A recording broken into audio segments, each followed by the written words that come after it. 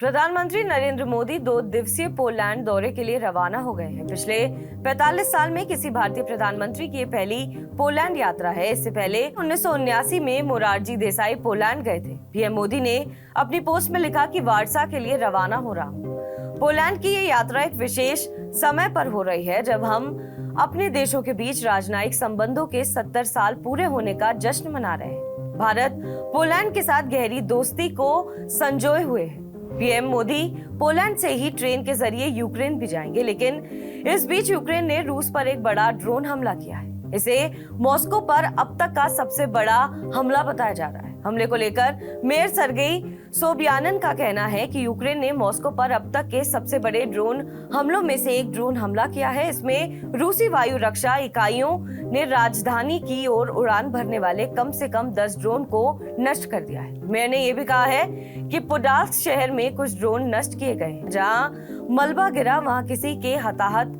होने की खबर नहीं है। यह हमला पिछले साल मई महीने में हुए ड्रोन हमले के बाद सबसे बड़ा हमला बताया जा रहा है। रूस के ब्रायंस्क क्षेत्र के गवर्नर एलेक्जेंडर ने अपने टेलीग्राम पर यह जानकारी दी है कि ड्रोन हमले के दौरान किसी के हताहत होने या नुकसान पहुंचने की सूचना नहीं। एक रिपोर्ट के मुताबिक रूस के तुला क्षेत्र में 2 ड्रोन नष्ट किए गए हैं। 2 उत्तर में मॉस्को क्षेत्र की सीमा पर हैं। इसके अलावा रूस के साउथ वेस्ट में रोस्टोव क्षेत्र के गवर्नर वसीली ने कहा कि वायु रक्षा बलों ने क्षेत्र के ऊपर यूक्रेन की मिसाइल को नष्ट कर दिया है। इससे भी किसी के हताहत होने की खबर नहीं है। इससे पहले इसी साल रूसी सेना ने यूक्रेन पर सैकड़ों क्रूज मिसाइल, बैलिस्टिक मिसाइलों और ड्रोन से बड़ा हमला किया था। इससे यूक्रेन को भारी नुकसान हुआ था। तब यूक्रेन की सेना प्रमुख ने कहा था कि रूसी सेना खार्किव के नजदीक सैनिकों की संख्या बढ़ा रही है और शहर पर हमले की योजना भी बना रही है।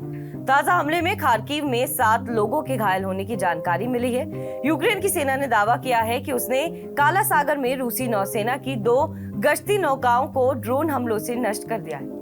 यूक्रेन को युद्ध में सहायता दे रही अमेरिका के नेतृत्व वाले सैन्य संगठन नेटो यूक्रेन के लिए सालाना $44 अरब का बजट तय किया हुआ है। पिछले कुछ महीनों में यूक्रेन ने रूस पर ड्रोन से हमले तेज कर दिए हैं। बहरहाल इस खबर पर आपका क्या कुछ कहना है, हमें कमेंट करके जरूर बताएं। बाकी देश और विदेश की तमाम बड़ी खबरों के लिए आप देखते रहें TV9 डिजिटल।